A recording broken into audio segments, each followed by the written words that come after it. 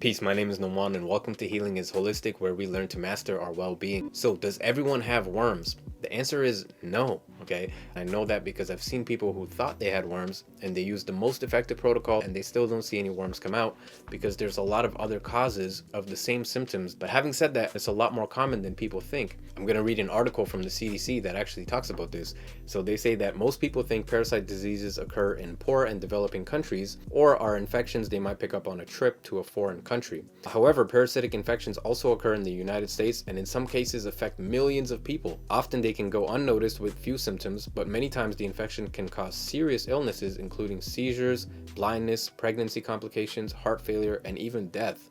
Okay, so obviously those are the more extreme cases, and I'm going to talk about the symptoms of a parasite infection in just a second, so keep watching. The director of the CDC said, "They're more common in the US than people realize, and yet there's so much we don't know about them." So do you need to do a parasite cleanse? You can do a stool test with your doctor to check if you have them. The problem is that the stool test is not 100% accurate, and I've seen a lot of people get false negative results from the test. So the second thing you can look into if you don't have access to testing is you can look at your symptoms and see if your symptoms matches the symptoms of a parasite infection. Keep in mind that other things can also potentially cause the same symptoms. So what are the symptoms of a parasite infection? Number one is digestive issues, okay? And this is probably the most common one. And that would be things like bloating, gas, constipation, diarrhea. Number two is skin rashes or itchy skin. Number three is insomnia, so you can't sleep. And a lot of people say this gets worse around the full moon. Number four is anemia, which can be caused by iron deficiency or vitamin B12 deficiency, both of which parasites can deplete. And that's what happened to me. I had very low levels of vitamin B12 for many years. It was so bad that the vitamin B12 pills I was taking wasn't even helping, and I had to go to my naturopathic doctor and get injections of vitamin B12. After I did my parasite cleanse, after some time I went to do a blood test and my vitamin B12 levels were back to normal. So that one I know from personal experience is a very real symptom. Number five is fatigue and weakness, okay, just general weakness, feeling tired and weak. Number six is changes in appetite and changes in weight. So a lot of times you can lose weight if you have parasites because they can deplete your nutrients, but sometimes you can actually gain weight too, and that has to do with cravings that the parasites can cause, which can cause you to overeat. Number seven is teeth grinding, especially at night. Number eight is strong sugar cravings, and I know because I had this one. I used to crave sweets all the time. Number nine is anal itching, okay, especially at night. So if you're scratching your butt a lot, especially at night, that's a big sign that you have parasites. And number 10 is muscle or joint pain. So I had some of those symptoms for many years, especially the gut issues, right? I was constantly bloated and gassy no matter what I ate. So I was forced into studying nutrition and herbs and all the potential causes, and that's when I came across parasites. And when I finally got rid of the parasites, it was one of the main causes of my symptoms, and a lot of my symptoms improved. Along with other things I did, obviously it wasn't the only thing. Like I made dietary changes and I used mindfulness, which is why my company is called Healing is Holistic, right? You have to look at your health as a whole. But the parasite cleanse was a huge part of improving my symptoms. So if you have some of those symptoms, then I would definitely consider doing a parasite cleanse and looking into the other potential causes of those symptoms, which by the way, I put into my ebook. So a lot of people were asking me like, how did you do the cleanse? What's the most effective herbs? So I made an ebook and I put all the information you need to know to do the most effective parasite cleanse into the ebook. There's recipes so you know exactly what to eat during the cleanse. There's a daily schedule you can follow along with, so you know exactly when to take supplements, when to fast, when to do all these things. It has information about other potential causes of gut issues. It has 3 guidelines for conscious eating.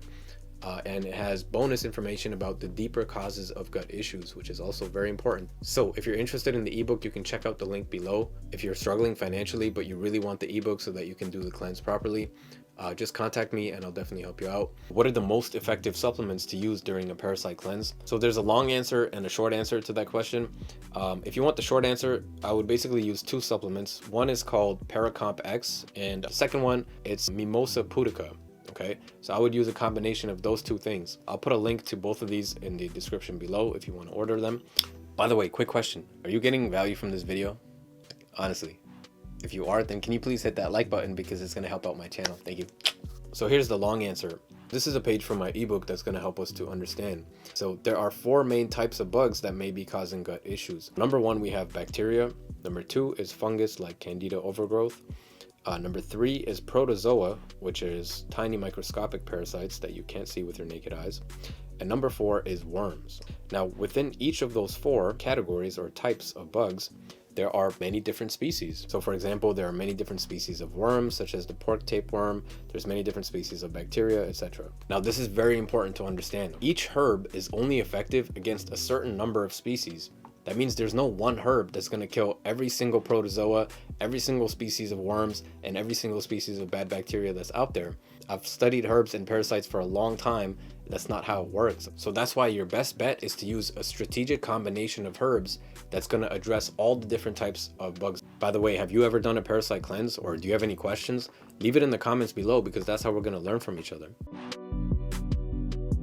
Who shouldn't do a parasite cleanse? So in my opinion, there are some people who should not do the parasite cleanse. Number 1, if you're pregnant, trying to become pregnant, or breastfeeding, don't do the cleanse.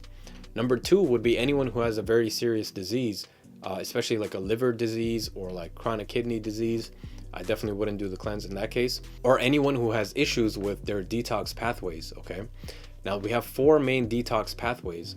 And what I mean by that is 4 main ways that our body gets rid of toxins. The first way is through the liver, okay? So our liver will filter out toxins and send it into the intestines to be pooped out. The second way is your kidneys. Your kidneys will filter out your blood and send the toxins out through your bladder, through your urine. Number 3 is through your skin, okay? We can actually sweat out toxins.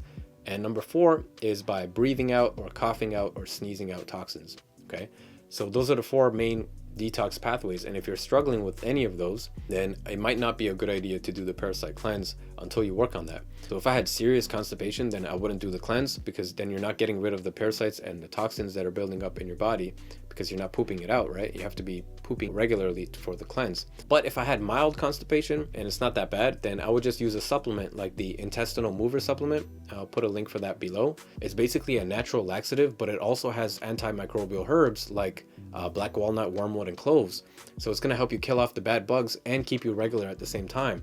So if you get that supplement, then you don't need to necessarily get the ParaCompx. You can just use the intestinal mover supplement with the Mimosa Pudica. Has this ever happened to you before, where you watched the video and it was really informative, and then a few months go by and you're like, wait, what was that channel? I want to learn more about that. But then you completely forgot what it was, right? It happens all the time. So make sure you hit subscribe and the bell button to be notified of when I'm going to put out new videos, because I'm going to be making videos about how to cure IBS, how to heal your digestive issues like gas, bloating, diarrhea, constipation, how to improve your skin health, like if you have acne or eczema or dry skin, anything like that. So make sure you hit subscribe so you don't miss out on those. I hope this video was helpful, and I'll see you next time.